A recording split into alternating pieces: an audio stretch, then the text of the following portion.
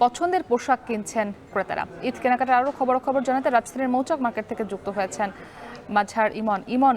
এবার নারীদের কোন কোন ডিজাইনের পোশাক বাজারে এসেছে জানাবেন, এবং দশম রমজানে এসে বিক্রি কতটা বেড়েছে, বিক্রেতারা কি বলছেন?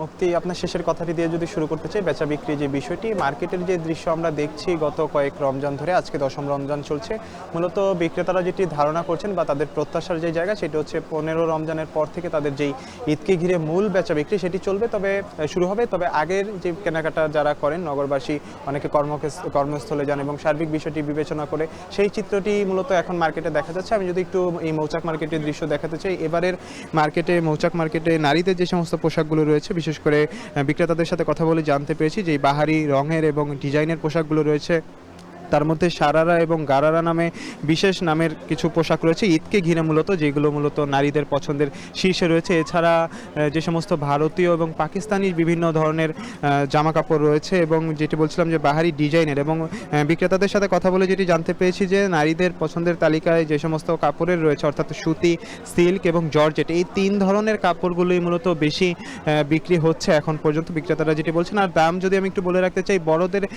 বড় মেয়েদের বা নারীদের যে সমস্ত জামা রয়েছে সেগুলো 3000 টাকা থেকে শুরু করে 7000, 8000, 10,000 টাকা পর্যন্ত রয়েছে, এবং বাচ্চাদের যে সমস্ত ফ্রকগুলো রয়েছে সেগুলো মূলত 2000 টাকা থেকে শুরু করে 5000 টাকা।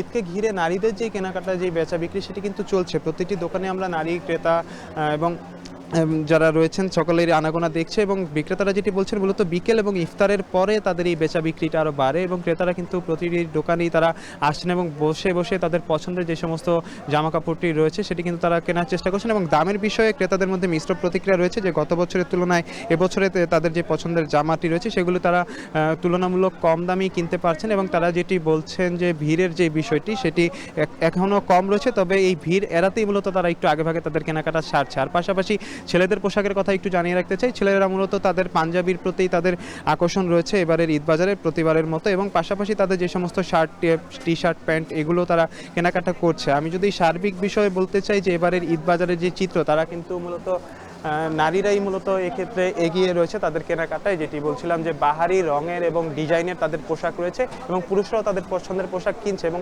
আমি যদি এক কথা বলতে চাই, এই রমজানের দশম দিন ঈদ মার্কেটের যে বেচা বিক্রি সেটি কিন্তু ভালো চলছে, এবং বিক্রেতারা যেটি প্রত্যাশা করছেন যে আগামী 15 রমজানের পর থেকে ঈদকে ঘিরে যেই কেনাকাটা সেটি আরও বাড়বে, এমনটাই প্রত্যাশা করছে। তো রাজধানীর মৌচাক মার্কেট থেকে ঈদের কেনাকাটার এই ছিল আমার কাছে সবশেষ খবর।